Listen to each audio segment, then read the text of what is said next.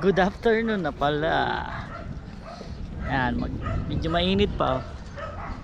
Ang oras 3:40 na. Ayun na yung nagagawa dito. Yan, update sa Marikina River. So, punta tayo ulit. Coffee ride ulit tayo. Coffee ride. At bago ang lahat nga pala, maraming salamat sa mga sumusuporta at tumatangkilik sa ating video, no? At kung di ka pa nakasubscribe, mag-subscribe ka na at paki-like and share na rin po ang ating video, no? Thank you very much sa mga supporters at mga nanonood ng ating video. So, mag-start na tayo.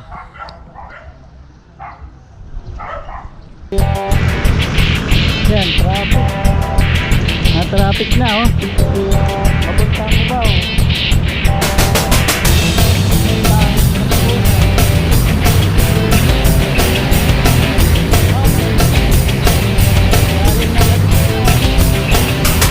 Antipolo. Yan. Medyo marami na yung volume. Marami na yung volume na ngayong hapon.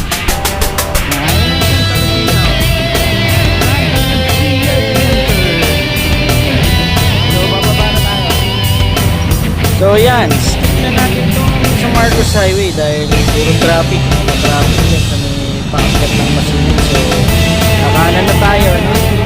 Nakanan na tayo ng Sumulong. So dito, yan, ano, may mga tumitigil dyan na mga jeep tsaka mga pampasaherong bus, no? Kaya video ngayon maluwag-luwag, so okay, pero ingat kayo dyan. Dito sa bandang yan, mga sakayan kasi yan pupuntang Antipolo, kaya medyo maraming tumitigil. Unfortunately maluwag na yan kasi nandun pa sa Marcos Highway. So ayan, ganito naman ang build up ng traffic, no? Makikita nyo sa kaliwa sa may tapat ng McDonald's, Caltex, McDonald's, may intersection kasi dyan. So pasok ng Lacolina. At ayan, yung overpass na yan, ano ko kung nagagamit ng tao talaga ng bawilan. So medyo matraffic yan. Ayan, inaharang pa talaga ng yung sasakyan. May nakago ngayon, maharang siya talaga. So ingat kayo, ingat. Yan, ang mga lalabas ng mga Lacolina. So diretso tayo, diretso. At ingat lang ha sa mga sasakyan, at maraming sasakyan pa rin pagka ganitong oras, kahit alas 3, alas 4 na, alas 4 medya na yan siguro, yan. Pero matirik pa rin yung araw. Yan, alas 4, mga 4:15 siguro yan, ganyang oras. So nasa tapat na tayo ng Centro Mall. Yan. Diyan sa Centro Mall naman, mayroon din mga nag-aabang dyan kasi bandin. Yung mga lumalabas. Yan, dyan. Banda dyan.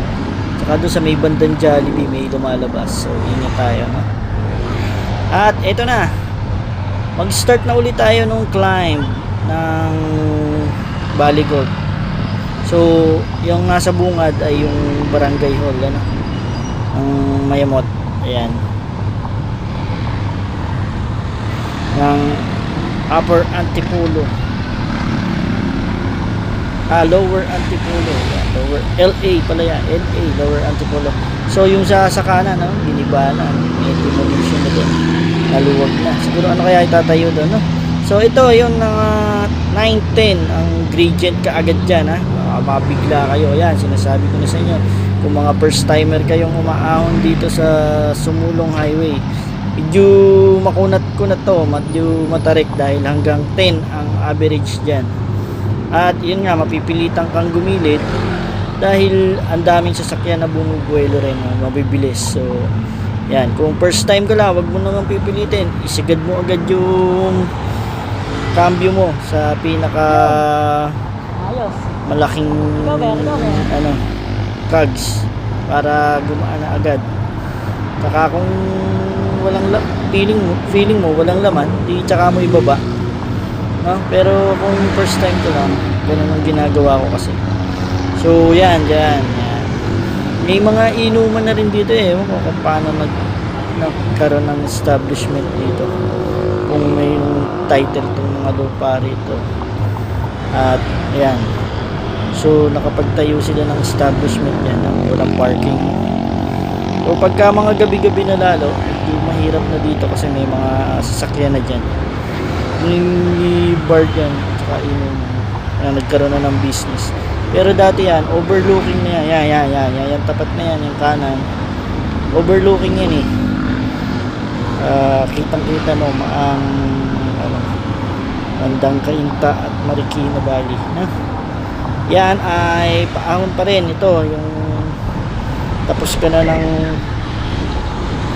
unang ahon, tsaka nag-recover ng konti, nag 3 degrees. Tapos ngayon, 6, 7, 8. Hanggang 10 uli, hanggang doon sa bola naman yan. Banda dyan, mga 5, 6 ang gradient natin dyan. So 1 to 1 to pagka may mga lumalampas na siklista, pabayaan mo lang, hindi mo naman pacing yun. Huwag mo silang habulin, no?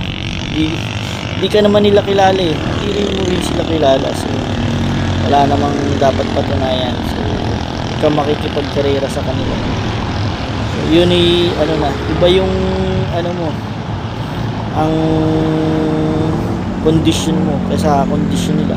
Baka mamaya mga bata pa yun, tsaka mga nangangarera talaga, kaya mabilis na. So yan, kung tumatakbo ka ng 7, 8, okay na yan, ayos na yun. 6, okay pa rin, basta tumatakbo ka, umuusog ka. So dyan, yan na yung Valley Golf, no? Yan yung entrance, pupunta dun sa gate. At ayun yung bola ng Valley Golf. Yan yung sinasabing sa bola. So yan yan, ang bilis nung umuna sa akin. So yan, mga matatagal na nagbabike yan. So huwag mo nakabulin. Yung pacing nila yan, hindi mo pacing yan. Pagka kinargahan mo yan, dyan, may email ka na, mapapagod ka na, titiri ka na. So tukod ka na dyan pagka ganun ang pacing mo, hinabol mo sila. Ganito lang ang pacing natin muna. Mag-i-improve tayo, kayong mag-alala. Pero for the meantime, ganyan lang, kung ano lang yung kaya, no? Pangalawa sa cogs, pangalawa sa malaki yung nagtira ako ng isa pa. So kung mga 36 yung ko, yung likuran ko. At yan, ito, re-recover ka na uli dyan. Yan, sa umaga maraming dyan, marami yan. Pag Sunday maraming umaahon yan. Medyo may bumubukang mga siklista, pero since ngayon wala, ayan, ganyan lang muna kayo. At yan, dito minsan yung mga hindi na kaya talaga, dyan, namamahinga dyan. So ang style naman dyan, huwag kang basta-basta titigil kung di mo na talaga kaya. Pagbaba mo, para hindi ka mahilo, maglalakad ka pa ng mga 20 steps bago ka tumigil na totally. Huwag kang pagbaba mo, yung bigla kang titigil ka kaagad. Ihilo ka, iikot ang paningin mo talaga, at maminsan mabablock-out ka talaga, no? So ito na yung isang ahon ulit na parang recover na lang yan. Malalay naman yan. Nakakabuelo na yung yung mga bisikleta dyan. May mga buelo-buelo na rin. So medyo magiging 3 lang yan ang gradient sa banda dyan. Yan yung recovery bago ka makarating dun sa huling ahon. So re-recover ka dyan, tapos todo ka uli dun sa huling pagliko. Ahon uli nakapraso yun, tapos bababa na. Yan, ito yung susunod na ahon na. Diyan, didiin ka na uli ng sipa dyan para makagain ka ng momentum. Pagliko mo ng konting kanan dyan, ayan, may ahon yan dun sa San Benildo. At yan, yung kaliwa nito, PLDT dati yan eh. Ewan ko ngayon kung ano na yung nakakasakop na dyan, yung ari ng lupa na yan. May mga satellite dish dati dyan eh. Hindi ko na alam. Tapos, ito na, ayan. Yung pagliko na yan, paahon na yan. Pagdating dyan sa poste na yan. Yan, yung poste na yan, ahon na yan. Yan. 5, 6, 7 pa rin yan. Gradient yan. Tapos, biglang pagdating doon sa tapat mo, magiging 3 na lang. Yan. Pero makunat yan, makunat yan. Akala mo kaprasa lang, pero makunat. No? Diyan yung mga dumidiretso ng ano, ng pedal hanggang dun sa paahon na ng ano, katiman. So dito pagkatapos diyan, yan, pwede ka din mamahinga diyan, pero wag diyan sa kanto, ha. Wag diyan sa kanto kasi yung ibang mga newbie pag ano ng railing niya, pagkaputol ng railing niya, diyan na sila, hinaharang nila yung bisikleta, nahaharang yung ano. So doon pa sa bandang bungad pa. So ito yung tinigilan ko sa pagitan ng ano, ng mga railing, tsaka ito yung gate ng Country Estates Bird Sanctuary, Barrington Place. So 2 kilometer yan, pababa yan. Ganun. May guardia pa oh.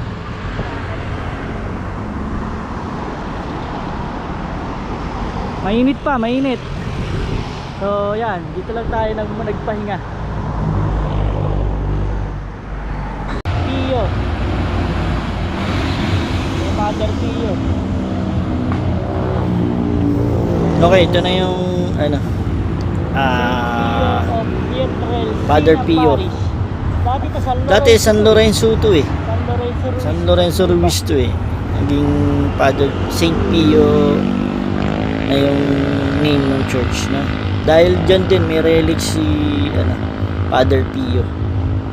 Ando sa may ilalim. Ewan ko kung nandun pa rin nakalagay ngayon. So binago yung ano eh, yung church name. At ayan, yung building na yan ay ang Pat University of Fatima Medical Center. So yung unang ano, ayun ang Fatima University talaga.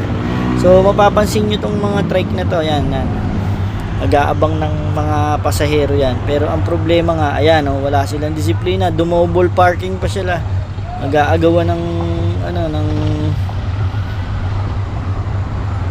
ng pasahero. So yan, after that naman, ito namang isa, ayan, biglang nung makitang nandun ka at overtaken ka, inipinorward nila ng tagal-tagal dun sa may ano eh, sa may laybay, you know? Tapos biglang aangat siya dun sa ano, babarahan niya yung cycling ano, lane.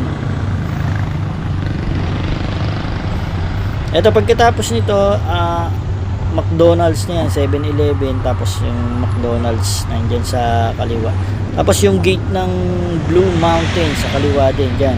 Papasok yan, Blue Mountains. Pag dinire-dire, pababa yan, pag dinidiretso mo yan, papunta naman ng ano yan, yung Marcos Highway, Bacolod.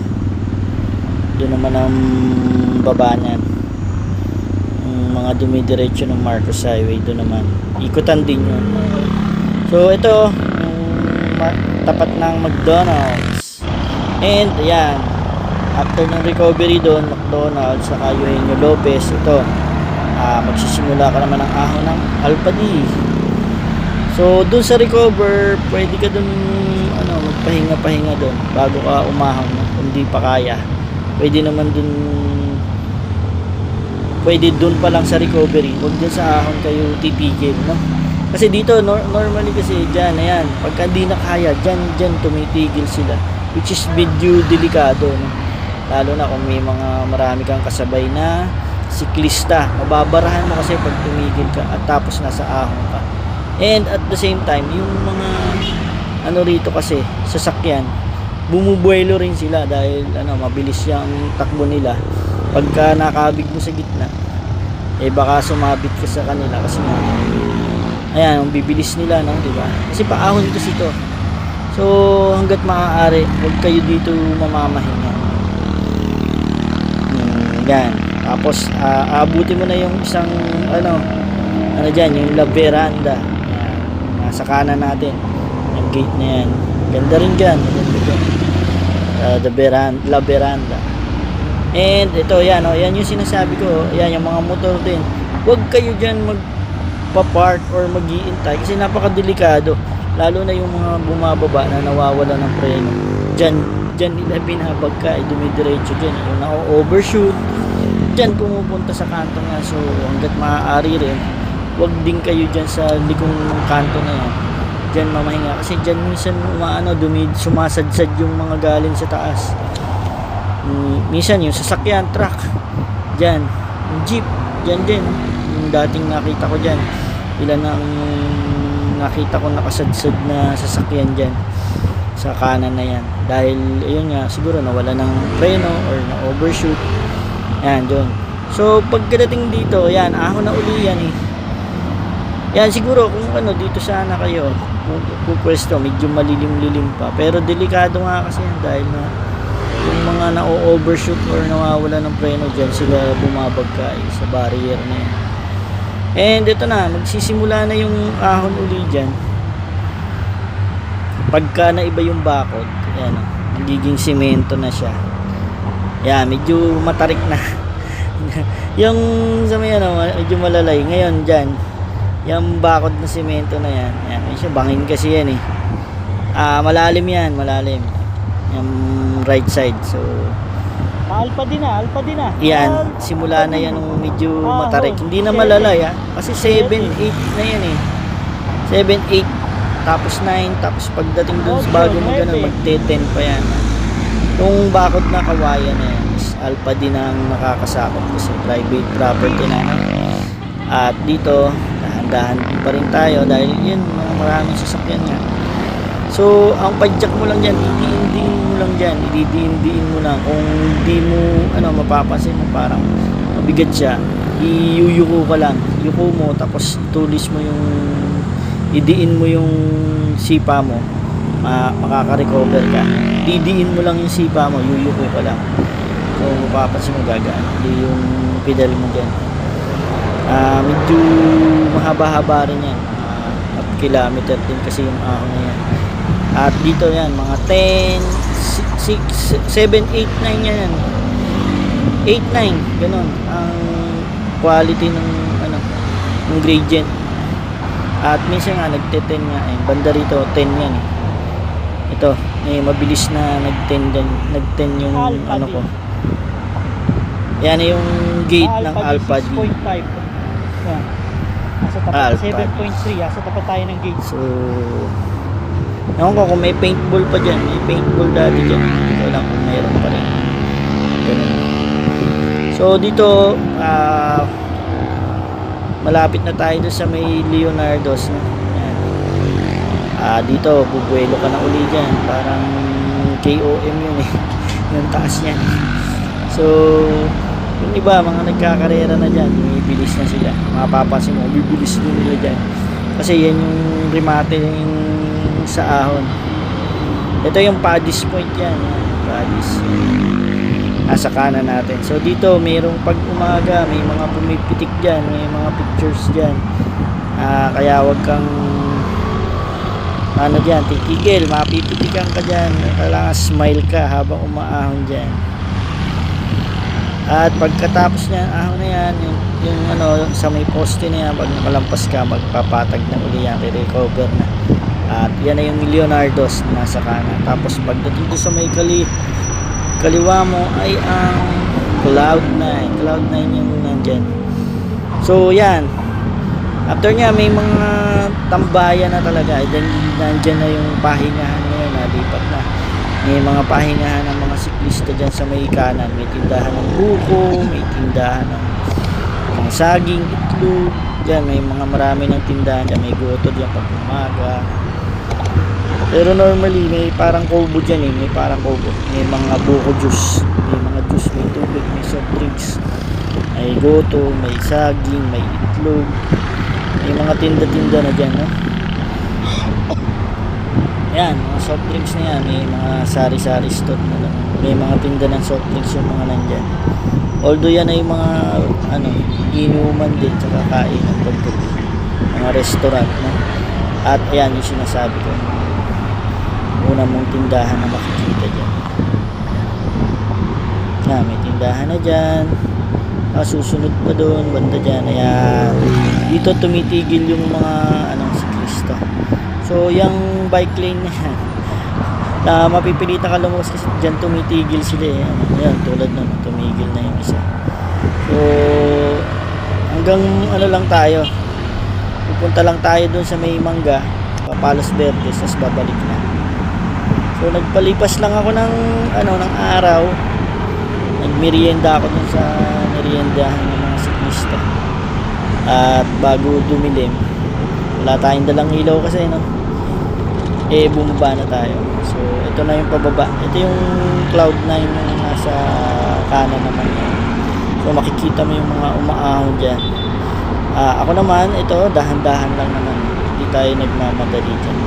At kung may napansin ako rito, yung unang video natin, pagkatapos nung Eulogio Lopez Senior na center, diba sinabi ko doon may mga poste, no? Siguro narinig nila yon. nawala na yung mga poste, kaso yung pinagbutasan, pinagbaunan, andun pa. So yun na lang, baka malubak ka, mabulaga ka, akala mo wala na yung poste, malinis na. Meron pa yung paanan ng poste, hindi pa masyadong naayos, hindi pa tinapos, no? Butas pa. So mamaya makikita mo dyan, mapapansin mo dyan namin. Ito yan o, ang bilis niya o, ang bilis niya, nakita mo yun yung dito medyo makinis-kinis na, wala na yung mga buhangin, no? Wala na yung buhangin dyan, dati mabuhangin kasi yan eh. At ayan yung Eulogio Lopez Center. So yan, ito na lang isang poste, yan ililipat din yan, Jack. Sigurado na yan, pero medyo nasa tabi na. Pero ililipat pa rin yan. May poste. So dito, ayan, yung poste dyan, ayun, tingnan mo sa baba, may butas pa. Ayun. Natanggal na, nailipat na, Yan. Ito pa, isa pa. Yan, nailipat na, bagong poste na rin yun. Tapos yung sa may McDonald's, yan, yung mga bagong poste na yun, malalaki. At yan, yung sa may McDonald's, kakalipat lang, may butas pa yan eh, may bakal pa, baka matuhog ko pa nung bakal doon. So yun yung update dyan, in span of 2 days natanggal nila yung poste. At least hindi wala nang bubog kung motor at bisiklista doon sa mga poste. Yan, ito din dapat itabi na yung poste na yan, masyado nasa gitna rin eh. Nakakailang, ayan although nasa naman siya, kaya lang dapat nagilid-gilid pa lampas pa dun sa dapat sa pedestrian, dun sa bangketa sana. So medyo silaw yung camera, kaya dumilim. Yan yung kasama ko nung kumakain. Dalawang bata, bilis nilang lumusong. So tayo nag-iisa lang, hindi naman natin kailangan ng lumusong ng mabilis. Panayad lang ang paglusong, alalay sa puwet. At yan. So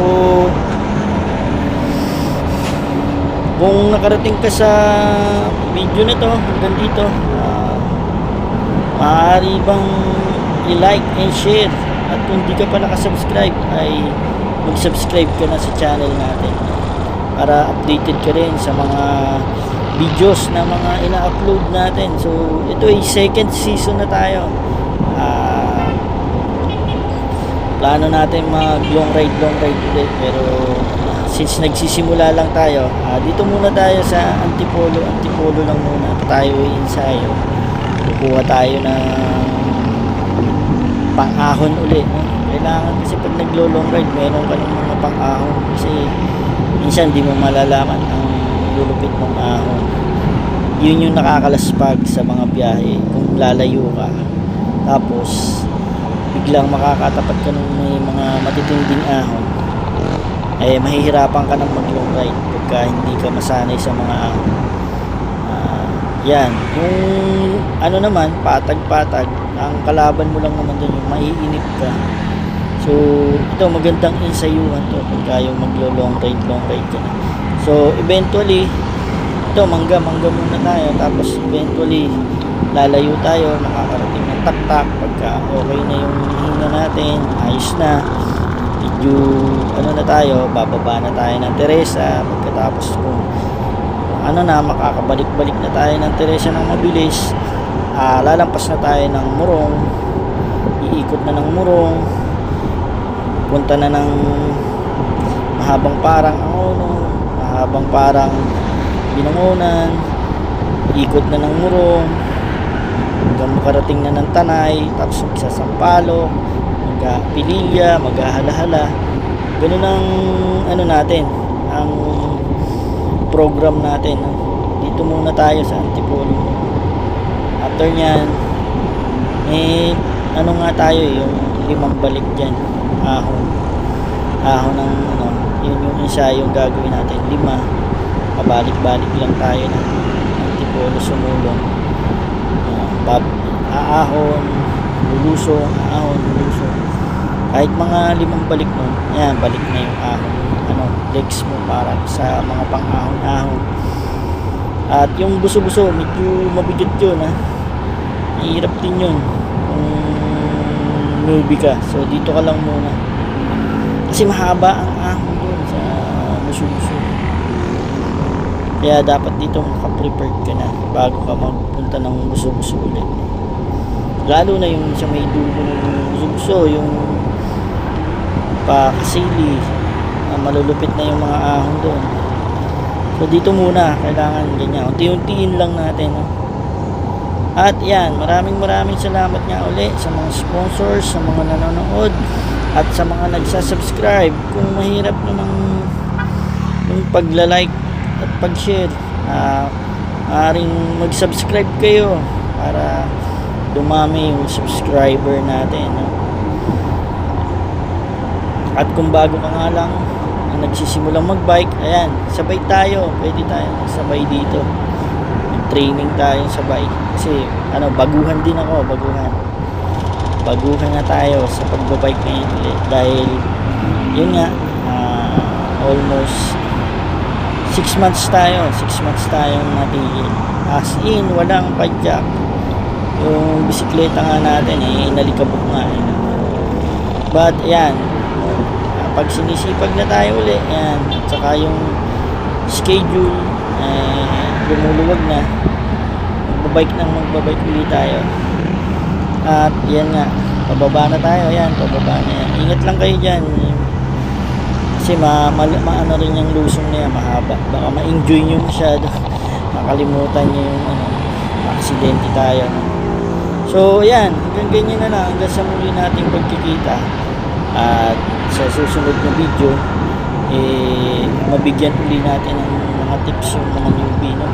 At saka yung experience natin, ma-share natin yung experience, kasi wag lang yung puro maganda ang sasabihin nyo. Yung mga budol na binubudol nyo, nahihirapan tuloy sila pagka nabudol, umaayaw tuloy sa bike lane. So dapat ipakita nyo rin kung saan yung mga hirap na segment, no? Hindi yung puro sarap at saka pinapaganda, tinatakam nyo sila, uy, ang ganda pala dyan, kaya nga pupuntahan nila, akala nila ganun lang, yung pala budol, no? So yan, dapat itip nyo rin sa kanila kung paano, tulungan nyo yung mga huwag nyong budulin para dumagdag sa mga siklista. So yan, hanggang sa susunod uli, maraming salamat. Thank you very much. God bless.